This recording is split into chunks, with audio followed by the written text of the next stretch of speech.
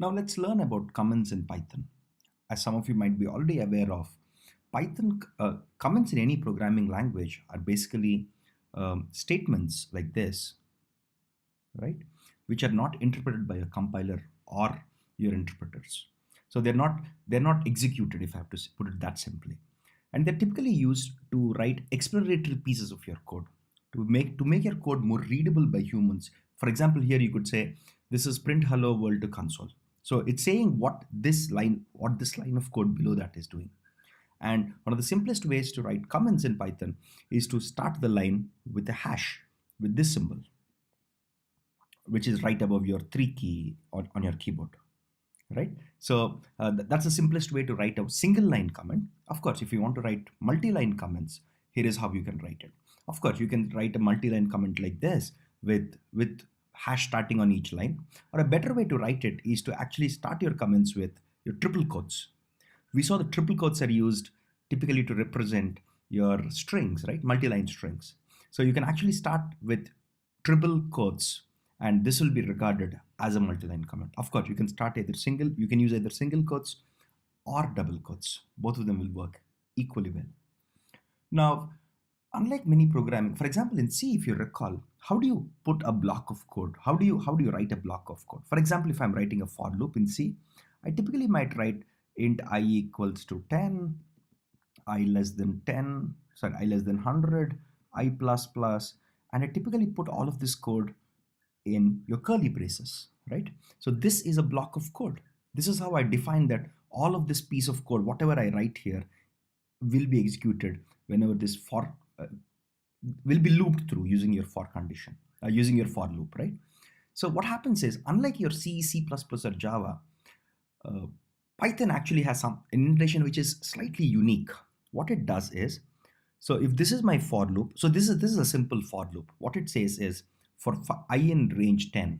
So we'll look at loops in much more detail later. But what this does is basically it goes from for it basically this is equal to saying for I equals to 0, I less than 10.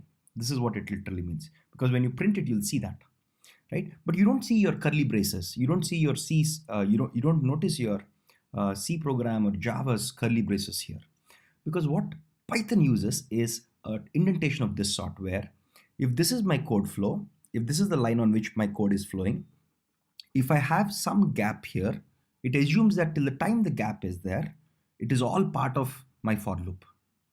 So it uses typically, it's a good habit to use 4 spaces for indentation, right?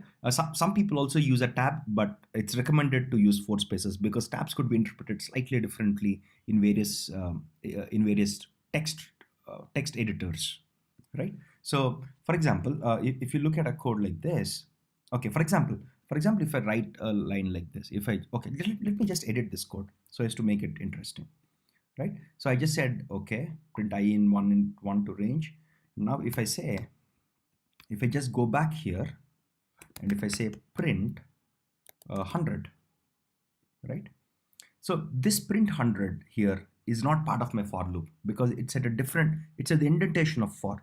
So everything here, for example, if I change this to print I multiplied by 2, right?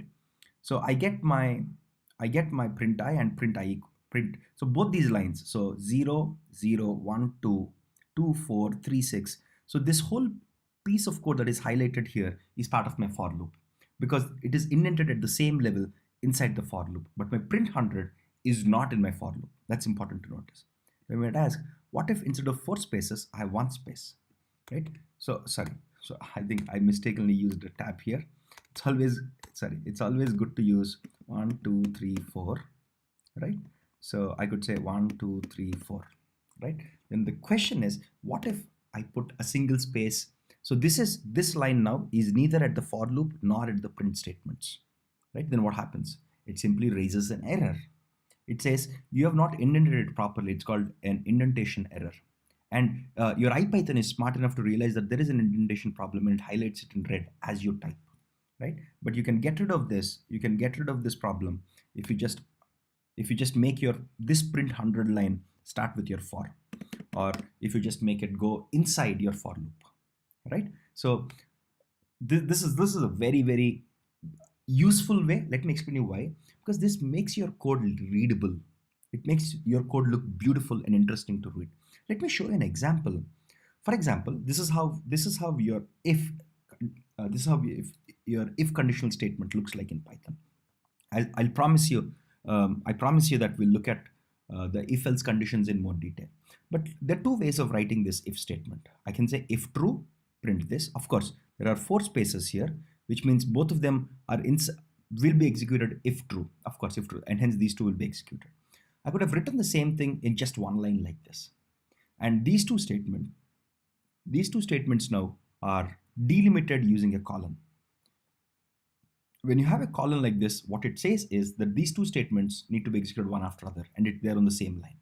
But this is not readable. If you look at readability or the cleanliness of code, or how easy is it to just flow through your code, this is much less readable. Of course, they both are doing exactly the same thing.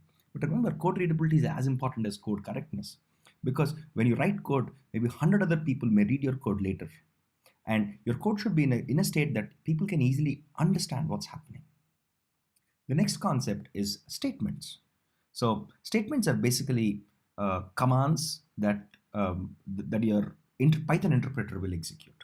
Okay. So for example, what does this do? It basically assigns a value of 1 to a variable a. This is a simple statement. Let's look at slightly more variations of statements. So this is called a multi-line statement, because your whole statement, your 1 plus 2 plus 3 plus 4 plus 5 plus 6 plus 7 plus 8, is split over multiple lines. So when you're splitting your whole statement across multiple lines, it is mandatory that you use this backslash symbol at the end of the line, telling the interpreter that, okay, what comes in the next line is actually part of the same line, right? So when you execute it, you'll get print a, you'll get 36, which is the sum of all the numbers from 1 to 8. It just works like magic. The other way to do multi-line statements, instead of using a backslash, if you put everything in your parenthesis like this, it understands the moment you open a parenthesis like this or a small braces, it understands that till the time the braces are closed, everything is part of the same statement, sorry, and everything will work like a charm. The third type of statements that we will see is you can actually have multiple statements on the same line. In this case, we had a single statement spanning across multiple lines. We could have multiple statements in a single line, probably for brevity or for shortness if you want to write it. If you want to write short, quick snippet of code, this is how you can write it. Of course, here 10 is assigned to A, 20 is assigned to B, and 30 is assigned to C. The most important thing is the semicolons. If you notice, we haven't put semicolons anywhere else, but if you don't put a semicolon here, it will raise an error. It will raise an exception. Okay. As long as you put your semicolon, it knows that, okay, this is one statement, this is another statement, and this is another statement. So the delimiter between multiple statements in a single line is nothing but your semicolon.